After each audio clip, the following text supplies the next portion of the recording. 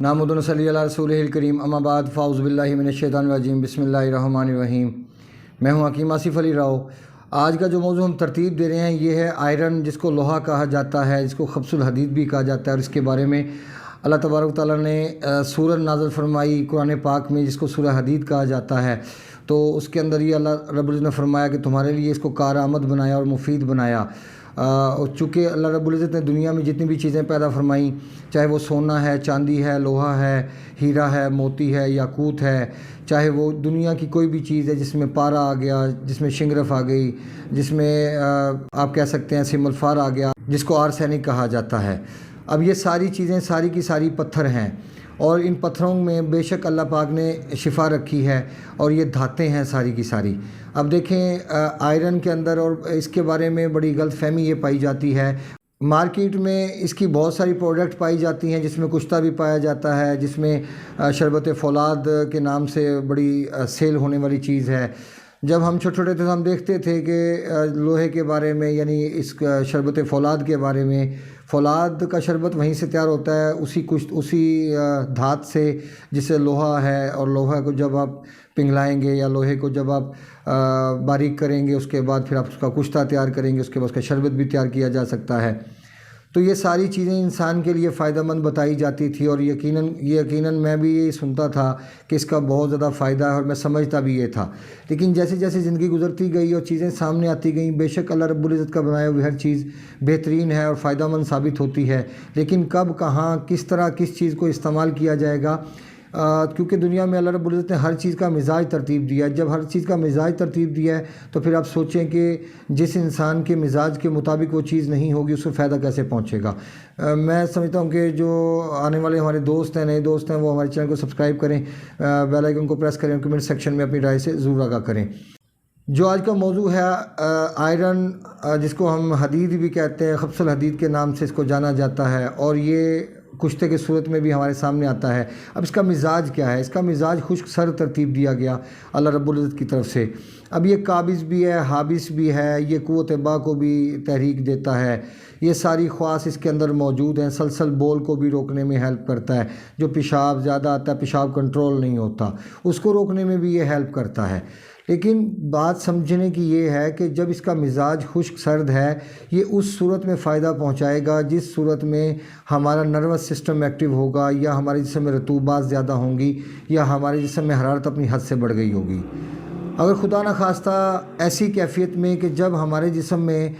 خشکی کا عنصر زیادہ ہو اور تیزابیت پہلے سے موجود ہو، سر میں ڈینڈرف موجود ہو، یا ہمارے جسم ڈرائی رہتا ہو، اور ایسی کیفیت میں اگر ہم اپنے سیکس کو امپروو کرنے کے حوالے سے، یا پٹھوں کو طاقت دینے کے حوالے سے، یا اپنے چہرے کے کلر کو، جیسے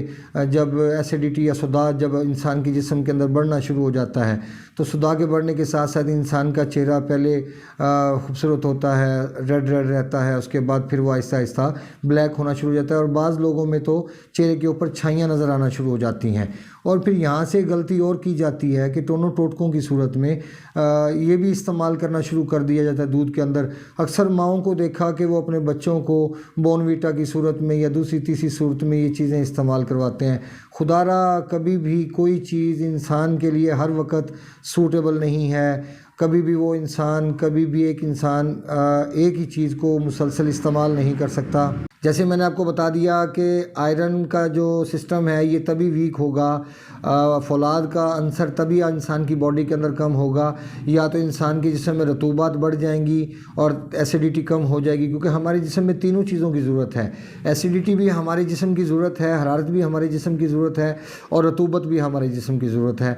لیکن جب ہم کسی ایک جگہ پہ دباؤ کو مسلسل بڑھانا شروع کر دیں گے تو ہمارے دونوں آرگن باقی ڈسٹرب ہو جائیں گے۔ جیسے آئرن کا تعلق انسان کے مسکولر سسٹم کے ساتھ ہے۔ آپ مسکولر سسٹم کی صورت میں پہلے ہی انسان اتنی چیزوں کا استعمال کر رہا ہوتا ہے کہ جو اس کے انسان کے دل کے اوپر دباؤ بڑھانے کا سبب بن رہی ہوتی ہیں۔ تو یہاں پہ اگر کشتہ فولاد کا اگر اضافہ کر دیا جائے دودھ کے ساتھ تو یقین کیجئے گا، یا شربت فولاد کا اضافہ کر دیا جائے تو اس کی بیماری کو بڑھانے میں اہم کردار ادا کرے گا، نہ کہ اس کو شفا کی طرف اس کا کوئی معاون ثابت ہوگا۔ کیونکہ اس کا مزاج ہی خشک ہے. جس چیز کا مزاج خشک ہے اس نے آپ کے خون کو گاڑھا کرنا ہے، اور خون کو گاڑھا کرنے کی یا اس کو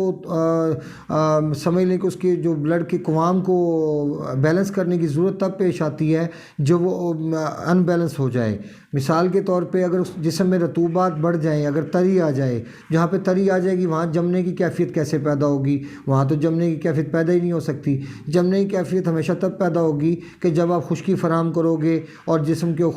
خون کا دباؤ دل کے اوپر بڑھاؤ گے، اور جب رطوبات خشک ہوں گی تو آٹومیٹک خشکی بڑھنے کے ساتھ ساتھ پیشاب بھی کنٹرول ہو جائے گا. جسم کے اندر جو بھی کمی ہو رہی ہے رطوبات کی زیادتی کی وجہ سے، حرارت کی زیادتی کی وجہ سے، یاد رکھیں ایک صورت میں جب حرارت بڑھتی ہے تو پیشاب کا کلر گہرا زرد ہوگا، کیونکہ حرارت بڑھ گئی ہے تو حرارت زیادہ ہے اب جسم کے اندر. اب آپ کے سامنے دو چیزیں ہیں، یا تو آپ اپنے نروس سسٹم کو ایکٹیو کر لیں یا آپ اپنے مسکولر سسٹم کو ایکٹیو کر لیں. اگر آپ کا ایپیتھیل سسٹم ایکٹیو ہے تو آپ کو یا تو نروس سسٹم کو ایکٹیو کرنا ہے یا آپ کے مسکولر سسٹم کو ایکٹیو کرنا ہے. اس میں دو چیزیں آپ کے سامنے آئیں گی. جیسے مثال کے طور پر نروس سسٹم سے متعلق کیلا آپ کے سامنے ہے، یا آپ کے سامنے مکھن ہے، یا آپ کے سامنے سفید انار ہے. اور اسی طرح مسکولر سسٹم سے متعلق چلے جاتے ہیں تو سیب ہے ہمارے سامنے، یا مالٹا ہے ہمارے سامنے، اور اس کے علاوہ فروٹر ہے ہمارے سامنے، سرخ انار ہے ہمارے سامنے. یہ مثال دے کے میں آپ کو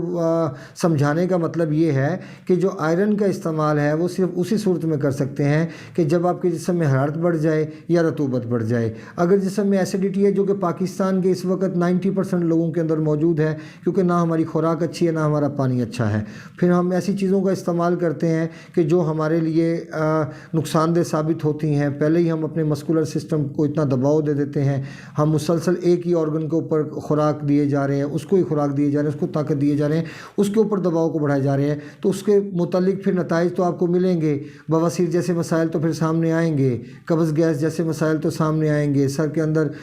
خشکی ڈینڈرف جیسے مسائل تو آپ کے سامنے آئیں گے. اس کے علاوہ یورک ایسڈ جیسے مسائل تو پھر آپ کے سامنے آئیں گے، کیونکہ خشک سر چیزیں ہمیشہ آپ کے خون کو مسکولر سسٹم پہ بڑھا دیتی ہیں اور خون کو گاڑھا کر دیتی ہیں اور رطوبات کو خشک کرنا شروع کر دیتی ہیں. اس کا استعمال صرف اسی صورت میں ممکن ہے کہ جب آپ کے دل کے اوپر دباؤ بہت کم ہو یا نارمل ہو، یا دونوں صورتوں میں آپ دے سکتے ہیں. لیکن اگر دباؤ آپ کے دل کے اوپر زیادہ شدت کا ہے اور آپ پہلے ہی جسم کو ڈرائی فیل کرتے ہیں، خشک فیل کرتے ہیں، تو اس چیز کا استعمال نقصان دہ ثابت ہوتا ہے. اور ایک اور اہم بات ذہن میں رکھیں آپ کہ جب بھی ہم بیماری کی صورت میں، چونکہ جو کشتہ فولاد ہے یا شربت فولاد ہے یہ طاقتور چیزوں میں شامل ہیں، یہ طاقت دینے والی چیزیں ہیں اور یہ آرگن کو